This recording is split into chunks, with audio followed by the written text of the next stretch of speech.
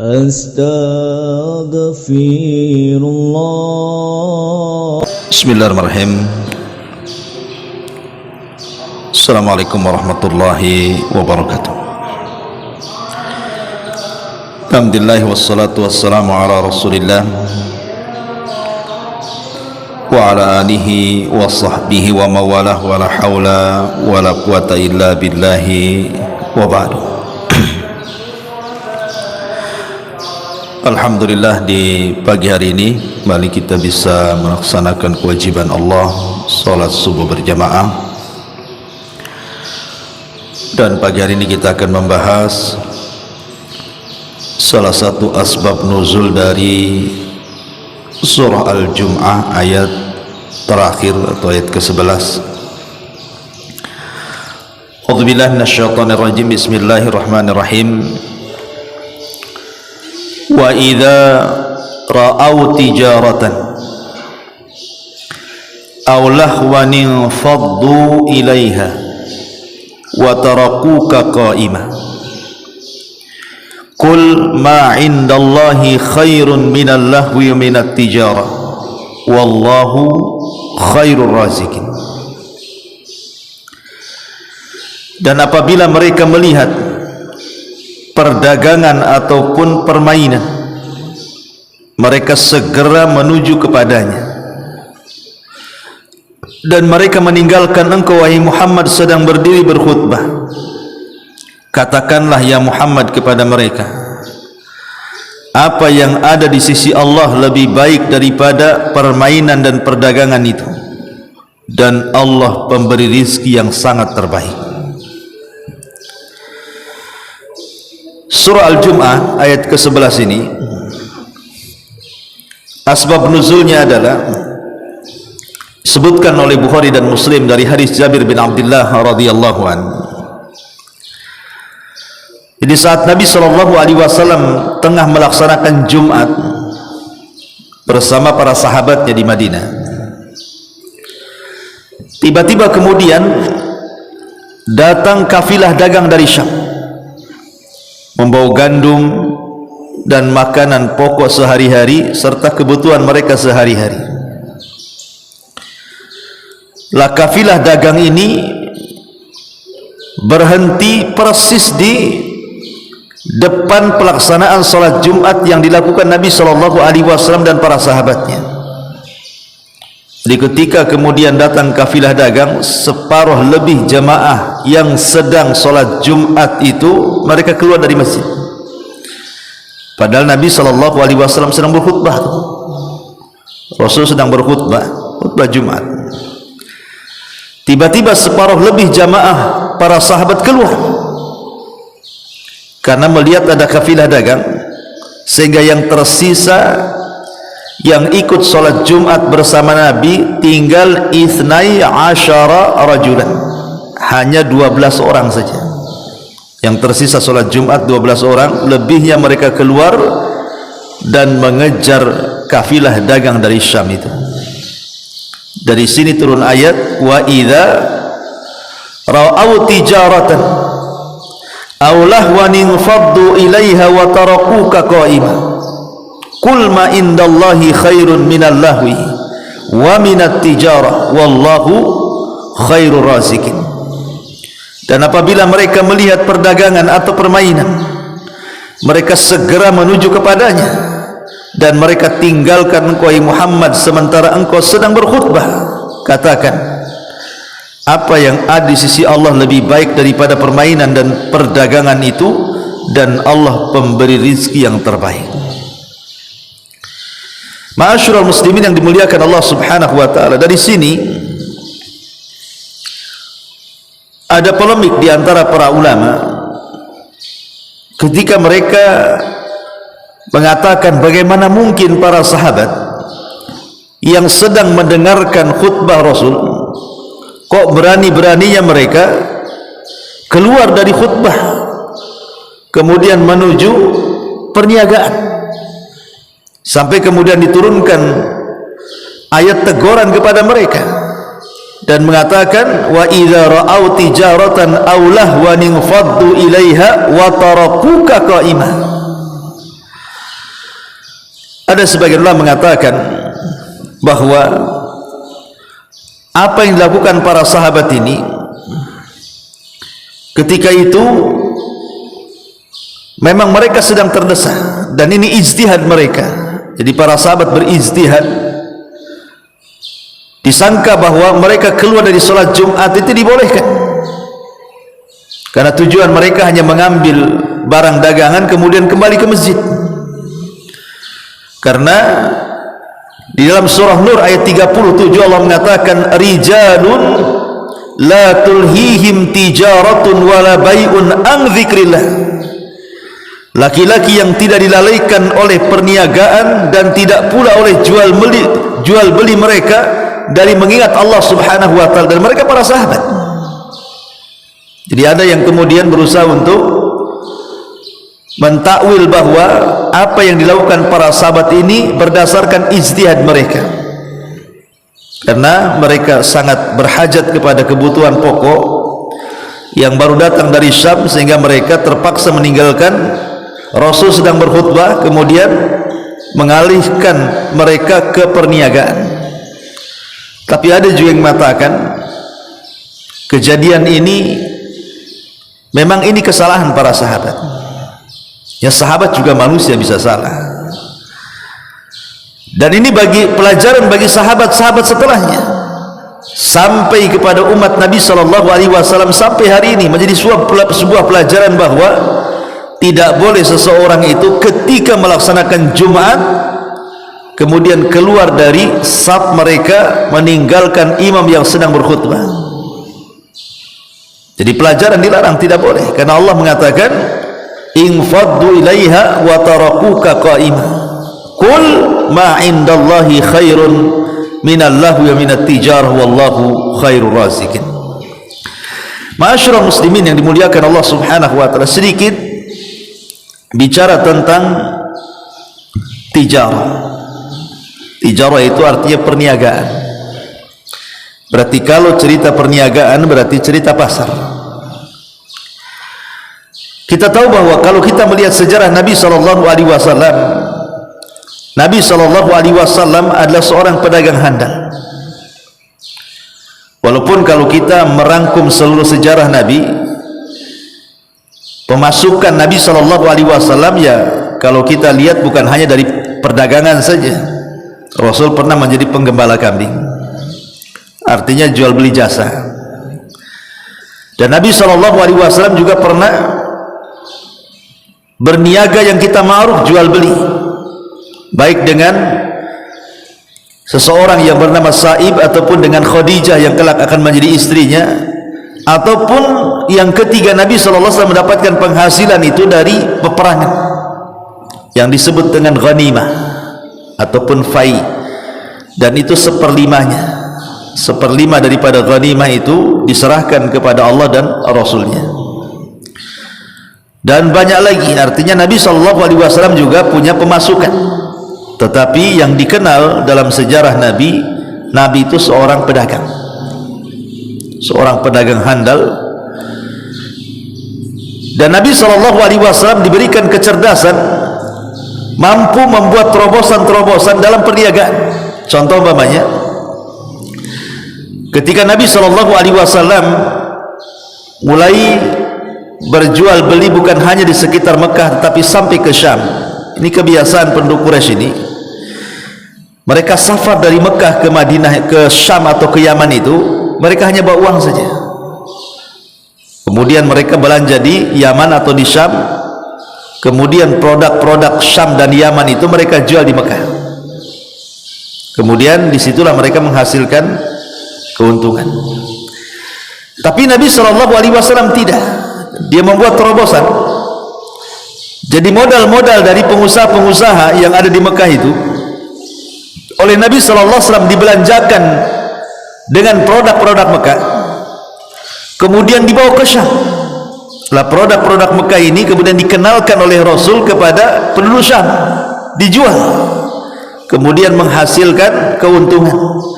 Kalau sudah dijual dan menghasilkan keuntungan oleh Rasul, dijual kemudian dibelikan produk-produk Syam, kemudian baru dibawa ke Mekah, kemudian dijual lagi di Mekah. Jadi Nabi SAW mendapatkan dua keuntungan. Pertama menjual produk Mekah, yang kedua menjual produk Syam. Artinya ini kecerdasan Nabi SAW di dalam membuat terobosan-terobosan di dalam meningkatkan ekonomi. Ataupun dalam periode Madinah umpamanya. Periode Madinah itu kita tahu bahwa pasar yang ada di Madinah itu kan dikuasai orang-orang Yahudi. Hampir semua perekonomian Madinah itu dikuasai orang-orang Yahudi. Apa yang dilakukan Nabi? Nabi SAW karena sudah menyiapkan kader-kader terbaiknya dari orang-orang muhajirin yang memang ahli-ahli dagang seperti Abu Bakar, Uthman, Umar, Talha, dan Abdurrahman bin Auf, dan banyak sekali gitu ya, kader-kader Rasulullah SAW yang pakar-pakar dagang. Kemudian Rasul juga sudah menyiapkan komunitasnya. Makanya Nabi SAW berani membuka pasar. Di mana dia buka pasar? Di Bani Quraidah, persis dengan bersebelahan dengan pasar pribadinya Ka'ab ibn Ashraf, yang disebut dengan Suqul Ka'ab namanya, pasar Ka'ab.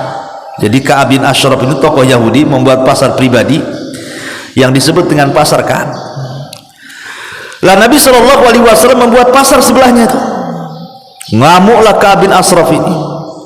Akhirnya kemudian diobrak-abrik pasarnya Nabi.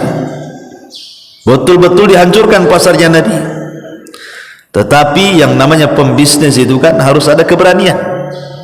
Bukan berarti kemudian diacak-acak satu kali kemudian langsung berhenti, tidak. Nabi memikirkan kembali mencari tempat terbaik. Setelah pasarnya diobrak-abrik, Nabi SAW terpikir kemudian untuk membuat pasar, tetapi bukan di Bani Quraidah, di Bani Qunaiqah. Bani Qunaiqah ini pasarnya jauh lebih besar dibandingkan pasar Ka'ab. Justru kalau kita katakan pasar induknya Yahudi, pasar induknya Yahudi itu dikuasai oleh Bani Qunaiqah, dekat dengan Masjid Nabawi.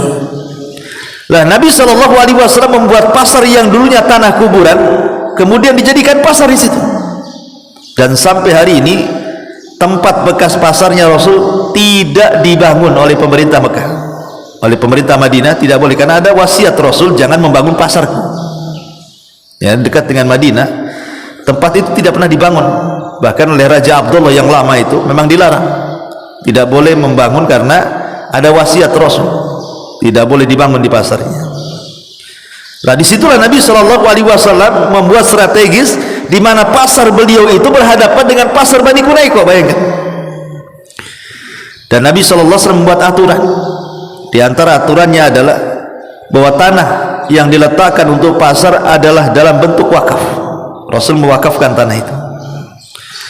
Kemudian yang kedua, pasar yang dibentuk oleh Nabi SAW itu tidak dipungut pajak. Maka siapa yang cepat dialah yang dapat. Jadi kalau umpamanya kita cari setan, cari tempat untuk jualan, kita duluan, maka yang belakangan tidak berhak mengusir yang duluan. Oh sekarang kan tidak, masing-masing punya setan kan itu ya.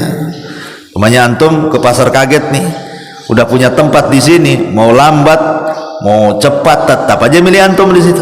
Kalau ada orang baru, bertengkar lah kita ya. Tapi aturan Rasul tidak.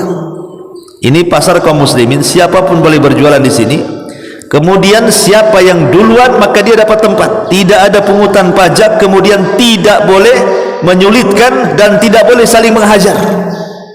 Tidak boleh saling menghajar, artinya tidak boleh saling menjauhi, memusuhi, berebut pelanggan dan begitu seterusnya. Termasuk di dalamnya Nabi SAW mengajarkan tentang kemudahan dalam jual beli. Subhanallah, dengan aturan-aturan ketat yang diberlakukan Nabi, dalam 2 tahun pasar Yahudi tumbang.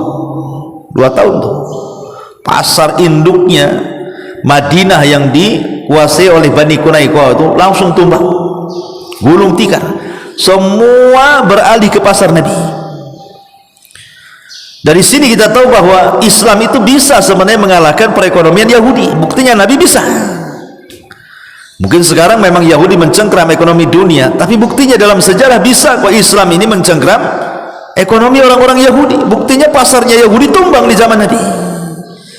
Dengan strategis tentunya ya, dengan kecerdasan ekonomi Islam gitu ya. Makanya jangankan cerita itu, sekelas Utsman bin Affan radhiyallahu an, ketika kaum muslimin harus membayar pembelian air bersih dari Bi'rul Maunah, ya, Bi'rul Rumah namanya, ada sumur namanya sumur rumah, itu sumber airnya orang Yahudi. Jadi kaum muslimin itu yang tinggal di kota Madinah semua membeli air dari sumur rumahnya Yahudi. Semakin hari dinaikkan harganya, semakin hari semakin melambung, sehingga banyak kemudian keluhan para sahabat tidak sanggup membeli air bersih. Apa kata Rasul? Man ishtara bi'ra rumah falahul jannah. Siapa yang bisa membeli sumurnya Yahudi itu, kujamin dia masuk surga.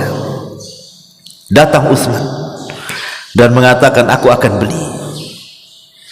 Bagaimana mungkin Utsman membeli sumur yang orang Yahudi sendiri tidak menjualnya? Coba bayangkan, bagaimana caranya coba? Utsman ini datang kepada pemilik sumur, sumur itu tidak niat dijual. Untuk apa dijual? Hari-hari keuntungannya banyak, ngapain dijual? Pemain saya punya sumur, hari-hari beli sama saya gitu ya, tiba-tiba datang saya beli sumurnya, ya nggak mungkin lah, itu penghasilan dia. Tapi dengan kepiawaian Utsman, dia bisa membeli sumur yang oleh orang Yahudi tidak ada niat menjualnya. Kalau bukan karena kecerdasan, tidak mungkin mampu tuh, ya, karena hari-hari menghasilkan uang dari sumur itu kan. Tapi dengan kepiawaian Utsman datang kepada orang Yahudi, kemudian apa? Merayu. Tetapi orang Yahudi tidak memberinya. Akhirnya ketika Utsman tidak berhasil memberi bendanya, zatnya, Utsman hanya membeli harinya saja. Sudahlah, umpamanya setiap hari Senin atau hari Rabu atau hari Jumat saya beli satu hari itu. Berapa? Umpamanya kalau ada orang beli air 100 orang setiap harinya, biar saya uangkan 100 orang lebih dalam satu hari itu. Deal. Ya, maka setelah kemudian satu hari dibeli Utsman, satu hari tidak, satu hari dibeli Utsman, maka Utsman bin Affan mengumumkan di hari yang ia mengambil air di situ, dia mengatakan kepada kaum muslimin, ambillah hari yang aku sudah membelinya. Akhirnya di hari itu ya kaum muslimin banyaklah ngambil air, dipenuhilah itu bak-bak, gentong-gentong semua kan itu ya. Akhirnya ketika besoknya yang harusnya mereka membeli air, sudah penuh air di rumah-rumah mereka. Streslah orang Yahudi ini. Nah, dari situ akhirnya kemudian Utsman pun merayu lagi supaya sumur itu dibeli secara mutlak oleh Utsman bin Affan. Lama-lama bengkrak, akhirnya dikasihkan Utsman. Makanya ketika Utsman hendak dibunuh oleh pasukan Sabaiyah itu, Utsman mengingatkan soal sumur itu. Kata Utsman, ingat kalian sabda Rasul, barang siapa yang membeli sumur rumah maka bagi dia sorga. Kalian tahu siapa pembelinya? Aku pembelinya. Tapi orang-orang Khawarij tidak peduli dengan Utsman, tetap membunuhnya. Ma'asyiral muslimin yang dimuliakan Allah Azza wa Jalla, artinya di sini Utsman bin Affan memiliki kecerdasan. Bukan hanya Utsman, tentu para sahabat yang lain kalau dalam perniagaan itu luar biasa. Seperti kisahnya Abdurrahman bin Auf kan, masuk pasar tanpa modal, kemudian menjadi pedagang hebat, pedagang besar, padahal tanpa modal. Dengan cara apa? Dia masuk ke dalam pasar, dia datang kepada penjual saman, penjual minyak, kemudian dia mengatakan, aku ambil minyakmu dengan cara hutang. Kemudian deal, diambillah minyak itu, dijual dengan cara kontan. Jadi ambil barang dengan cara hutang, kemudian dia jual dengan cara kontan. Setelah mendapatkan keuntungan, kemudian modalnya dikembalikan, dibayarkan hutang, lebih sebagai keuntungannya itulah yang masuk kantong. Begitulah Abdurrahman bin Auf berniaga tanpa modal. Kalau bukan orang cerdas tidak bisa. Makanya kenapa kemudian Allah Subhanahu wa taala sampai memuji kecerdasan orang-orang Quraisy dalam perniagaan, sehingga Allah sendiri yang mengatakan li'ila fi Quraisyin ila fihim rihlatasy syita'i was-sayf, untuk menunjukkan bahwa dunia perniagaan itu mengalir, mengakar, mendarah di tubuh-tubuh orang-orang Quraisy. Makanya orang-orang Arab ini mereka diberikan kecerdasan untuk berniaga. Kalau seandainya antum ada turunan Quraisy, lawan tuh orang-orang Cina atau orang-orang Yahudi dalam segi perekonomian, karena tidak ada pujian dalam Quran kecuali pujian Allah kepada orang-orang Quraisy dalam dunia perniagaan. Li'ila fi Quraisyin, kebiasaan orang-orang Quraisy itu rihlatas syita'i was-shaif. Mereka suka rihlah, safar di musim dingin dan di musim panas, kadang ke Yaman, kadang ke Syam. Beda dengan penduduk Madinah ya. Kalau penduduk Madinah itu kan mereka bukan pakar-pakar peniaga. Kalau penduduk Madinah itu rata-rata petani.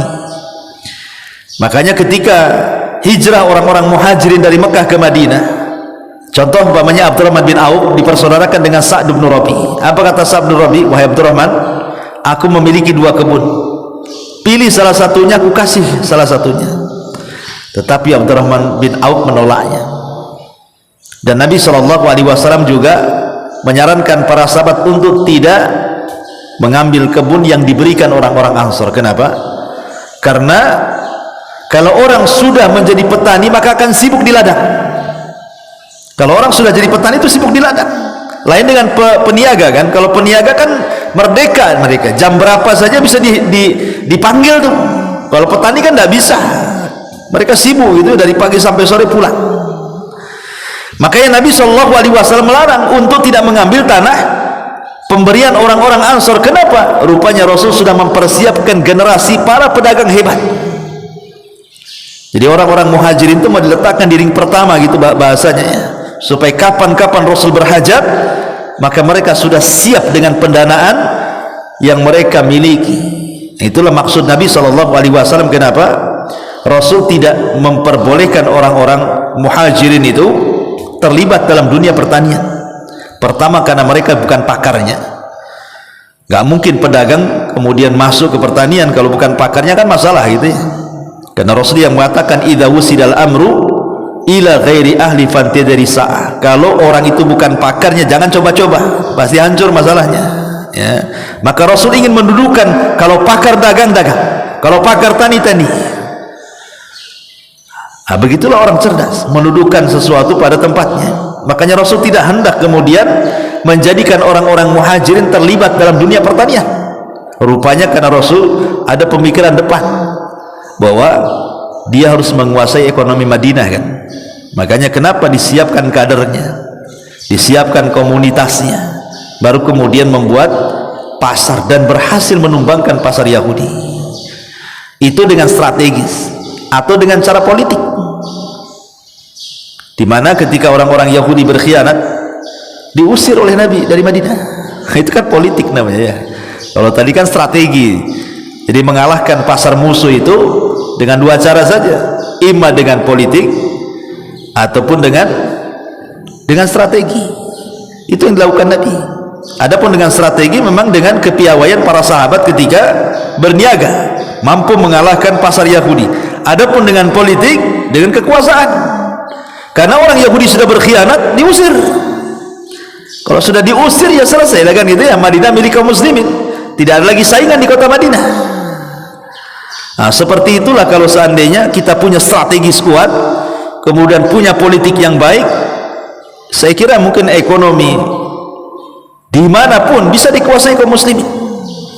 Tapi kalau kita tidak punya strategi, tidak punya komunitas, kemudian kita lemah pengkaderan, kemudian juga politiknya dipegang kafir, ya selesailah kan. Mana bisa ekonomi kita bangkit. Makanya konsep sederhana saja kalau kita bicara dunia perniagaan itu, kenapa Islam itu menggandengkan antara jual beli dengan sedekah? Kan selalu tuh Islam itu menggandengkan jual beli dengan sedekah. Karena ada perkara-perkara yang tidak bisa dihitung dengan jual beli, hanya bisa dihitung dengan sedekah. Jadi dalam jual beli itu kalau hitung-hitungan dagang kadang-kadang tidak jadi. Rugi nih kalau saya jual sekian, nggak dapat untung saya. Ketika Anda tidak bisa menghitung dengan jual beli, hitung dengan cara sedekah. Ya sudahlah, sedekah saja kan gitu ya, nanti Allah ganti itu ya. Kalau matematika nggak masuk, nah, jangan diteruskan, cari sedekah. nggak apa-apa, daripada umpamanya saya nggak kejual, ini modal sudah habis, barang tidak terjual, ya sudahlah, kita jual lebih murah, walaupun mungkin modal dengan barang itu tidak sama. Dia beli 100.000 dijual 50.000 umpamanya, kan rugi separuh kan itu. Tapi kalau tidak terjual kan tetap rugi dia, karena barang akan numpuk dia. Ya sudah, kita walaupun jual rugi-rugi tapi diniatkan sedekah. Niat sedekah itulah sebenarnya keuntungan orang berniaga. Karena Rasul yang mengatakan mana qasam min mali sedekah, tidak akan berkurang harta yang disedekahkan. Makanya kenapa Nabi SAW dengan tegas mengatakan rahimallahu rajulan samhan idza ba'a wa samhan idza ishtara. Semoga Allah merahmati seseorang yang mudah saat menjadi penjual dan mudah saat menjadi pembeli. Contoh umpamanya, Anda sebagai penjual, anggaplah jual buah-buahan. Kalau umpamanya ada yang beli kepada kita 1 kilo buah salak, buah duku atau buah jeruk, ini timbangan sudah pas 1 kilo nih. Kemudian kita tambah lagi sedikit sebagai penjual 1 kilo lebih, di mana pembeli tidak tahu kalau dilebihkan dari 1 kilo, entah setengah on atau 1 on, ya kan? Maka ketika dilebihkan itulah dalam bentuk apa? Shadaqatu sir namanya. Itulah sedekah sir namanya, sedekah yang tidak tahu kecuali Anda dengan Allah saja. Kan pembeli tidak tahu kan kalau antum lebihkan tuh. Sebagaimana antum kurangi juga pembeli tidak tahu, dilebihkan pun tak tahu. Nah, cuman masalah kalau sampai kemudian dikurangi sementara pembeli tidak tahu, maka ini masuk dalam firman Allah, wailun lil mutaffifin alladzina idza qtalu 'alan nasi yastawfun wa idza kaluhum aw wazanuhum yukhsirun. Celaka orang-orang mutaffif yang murang-murang itu. Kalau jadi pembeli dia minta tambah, kalau jadi penjual dikurang-kurang. Allah tahu tuh. Ya. Tapi kalau antum lebihkan di situ, berarti antum sedang bersedekah. Namanya shadaqatus sir. Dan shadaqatus sir itu tudfi'u ghadaba rabb, bisa memadamkan kemurkaan Allah Azza wa Jalla. Begitu juga ketika kita posisinya penjual nih, pembeli, bukan penjual. Mari kita beli buah, beli sayur, beli apa, beli bumbu itu di pasar. Harganya 99.000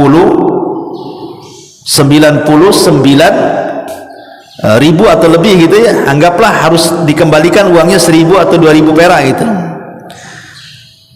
Maka kata Nabi SAW, mudahkan, sudahlah kasih saja. Kalau hanya 1.000 perak, 2.000 perak kan itu. Jangan pula gara-gara 1.000, 2.000 dia cari satu pasar keliling hanya untuk mengembalikan uang kita sehingga dia dirugikan waktu. Coba bayangkan, kita nunggu kembalian tuh, pada cuma 1.000 perak tuh. Dia harus nukar kemana-mana satu pasar keliling 1 jam gara-gara uang 1.000 perak. Sementara kalau dia tinggal di situ dia bisa melayani yang lain tuh. Antum mempersulit penjual namanya. Sudah kalau 1.000, 2.000 perak ikhlaskan saja, sedekahlah, ambillah. Enggak usah, ambil aja bu, kan enak kan itu. Ini endah, gara-gara 1.000 ini bisa bertengkar tuh. Mana kembaliannya? Nah tunggu ya. Nggak mau saya tunggu. Dia keliling satu pasar, bayangkan gara-gara kita kan. Mana kemudahan ketika kita menjadi pembeli itu, di mana kemudahannya? Kasih kemudahan. Saya kira kalau bapak-bapak sih mudah ya. Yang jadi masalah mak-mak biasanya. Mak-mak itu kalau 1.000 saja masalah tuh, bisa pindah langganan tuh. Males itu katanya. Kenapa? Beda 500 katanya.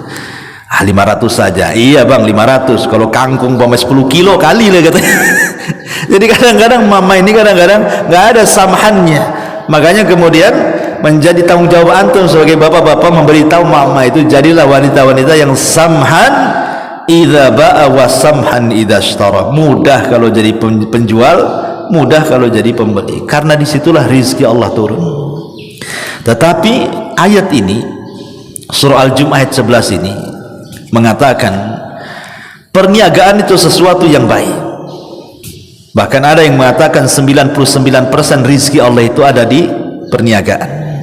99 rizki Allah itu ada di perniagaan. Makanya orang-orang kaya itu rata-rata pedagang. Kalau pegawai kaya masalah tuh, nanti turun orang BPK. Nanti ada BPK KPK malah turun ya, kalau pegawai biasanya. Tapi kalau pedagang, umumnya pedagang itu berhasil, pedagang itu yang kaya. Karena di zaman Nabi SAW, pendana-pendana itu adalah pedagang. Abdurrahman bin Auf, Utsman bin Affan, Abu Bakar Siddiq itu pedagang emas gitu ya. Kemudian Umar, dikenal tuh orang-orang itu yang jelas-jelas pendana peperangan Nabi. Sampai ketika dalam perang Tabuk itu Rasul berceramah tentang masalah infak, datang Abu Bakar dengan seluruh hartanya, Utsman dengan banyak hartanya, Umar dengan separuh hartanya, Abdurrahman bin Auf dengan banyak hartanya. Ya, karena mereka para pedagang. Karena 99 rizki Allah itu ada di perdagangan ya. Walaupun demikian, Allah Subhanahu wa ta'ala mengingatkan kita bahwa jangan sampai dilalaikan dari zikir kepada Allah Azza wa Jalla. Karena di sini kejadian di zaman sahabat, lo bayangkan, Rasul lagi berkhutbah Jumat, tiba-tiba pergi semua, tinggal 12 orang di situ. Dari sini juga jadi polemik para ulama tentang berapa jumlah jamaah sholat Jumat itu. Sebagian mazhab Syafi'i mengatakan 40 orang. Dalam mazhab Syafi'i itu sholat Jumat harus 40 orang. Kalau kurang dari 40 orang, mereka sholat lagi, sholat duhur, dianggap gak sah ya. Ada yang mengatakan bahwa paling sedikit jumlah sholat Jumat itu 12 orang, karena ketika Rasul berkhutbah separuh lebih kabur, yang tersisa 12 orang, sehingga paling sedikit sholat Jumat itu dihadiri 12 orang. Dengan riwayat Bukhari ini dari Jabir bin Abdullah. Ada yang mengatakan tidak, sholat Jumat itu sama dengan sholat jamaah. Kalau sholat jamaah cukup 2 orang dianggap sah, maka sholat Jumat pun dianggap sah ya. Tapi ini sekali lagi masalah khilaf fikih, nggak perlu kita saling kereng-kerengan di sini kan ya. Yang 40 ya silahkan, yang 12 silahkan, yang 2 orang ya silahkan, semua ada pendapatnya gitu ya.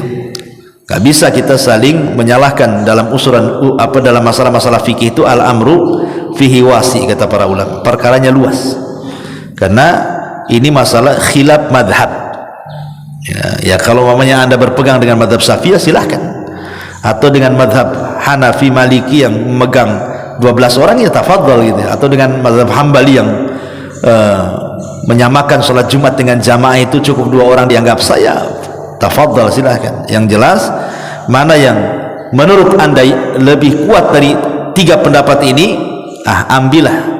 Karena bagaimanapun ketika kita menyembah Allah harus dengan keyakinan, karena zat yang kita sembah juga adalah zat yang penuh dengan keyakinan, dan tidak mungkin yakin itu muncul kecuali dengan dalil dan dengan kekuatan hujah. Kita tidak bisa kemudian menyembah Allah dengan keraguan, ragu-ragu saya ini yang benar yang mana ini, enggak gitu kan itu ya. Allah yang kita sembah yakin, maka jangan menyembah kecuali dengan keyakinan, dan yakin itu baru timbul dengan ilmu ya. Nah di sini dalam ayat ini surah Jumat ini, walaupun perniagaan ini sangat mulia karena bisa membantu Islam, tapi jangan sampai kemudian melalaikan dari zikir kepada Allah Subhanahu wa ta'ala. Karena umumnya yang melalaikan manusia dari zikir kepada Allah itu adalah perniagaan. Makanya ketika Rasul bicara soal ancaman orang-orang yang meninggalkan sholat, apa kata Rasul? Siapa yang tidak menjaga sholat, maka mereka akan dikumpulkan bersama Qarun, Fir'aun, Haman, dan Ubay ibn Khalaf. Kata Rasul, siapa yang tidak bisa menjaga sholat 5 waktu, mereka akan dikumpulkan satu dengan Qarun, satu neraka dengan Qarun. Yang kedua dengan Fir'aun, satu neraka dengan Fir'aun. Yang ketiga dengan Haman, satu neraka dengan Haman. Yang terakhir dengan Ubay ibn Khalaf. Lah Nabi SAW menyebut kalimat Ubay ibn Khalaf. Siapa Ubay ibn Khalaf ini? Peniaga Quraisy. Ubay ibn Khalaf ini adalah peniaga handalnya orang-orang Quraisy, orang-orang kafir. Seolah-olah yang menjadikan penyebab orang lalai dari sholat itu, pertama harta, disyaratkan dengan Qarun. Yang kedua kekuasaan, disyaratkan dengan Fir'aun. Yang ketiga penjilat penguasa, disyaratkan dengan Haman. Dan yang keempat perniagaan, disyaratkan kepada Ubay ibn Khalaf. Itulah yang melalaikan orang dari sholat ya. Kalau tidak harta, jabatan. Kalau tidak jabatan, orang yang dekat dengan jabatan, atau perniagaan.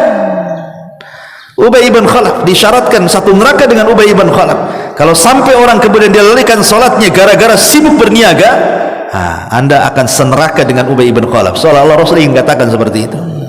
Ya, karena yang mudah melalaikan dari zikir kepada Allah itu ya orang jual beli. Ketika Abdullah ibn Umar radhiyallahu an di kota Madinah, di pasar Nabi SAW, ketika mendengar suara azan, maka para sahabat langsung berhenti, menutup tokonya, kemudian langsung pergi ke masjid. Dari sini Allah Subhanahu wa taala turunkan rijalun la tulhihim tijaratun aulahun an zikrillahi. Ada orang-orang itu yang tidak terlalaikan dari zikir kepada dan permainan. Kata Abdullah ibn Umar, merekalah para sahabat. Merekalah para sahabat Nabi SAW. Jadi kebiasaan para sahabat kalau sudah dengar azan tutup toko. Ya. Dan ini masih berlaku kalau di Madinah ya sampai hari ini. Saya lihat kalau antum umroh di Madinah kan begitu tuh. Kalau sekitar Masjid Nabawi itu biasanya kalau azan kan pergi semua tuh. Ya, nggak ada yang hilang. Ya, kalau di sini antum tinggal toko ya habis lah. Jangan kan toko sandal pun hilang kan. Gitu ya. Ya artinya ya kalau kita ke masjid digembok betul-betul lah, digembok, habis itu tawakal kepada Allah. Baru pulang dari masjid dibuka lagi. Ya. Dan sholat itu bukan menghalangi rizki sebenarnya. Justru sholat itu pembuka rizki kalau orang paham. Disangkanya kalau sholat dulu itu kayaknya syarat rizkinya gimana nih, pelanggan sudah ramai, nanti kalau kita sholat nanti kabur. Itu tidak yakin bahwa rizki itu salah satu kuncinya adalah sholat. Justru kalau dia sholat itu tepat waktu, justru di situ rezeki akan dilancarkan. Itulah yang kemudian tidak dipahami oleh para peniaga itu. Subhanakallahumma bihamdika asyhadu an la ilaha illa anta astaghfiruka wa atubu ilaik. Allahu taala alam. Assalamualaikum warahmatullahi wabarakatuh.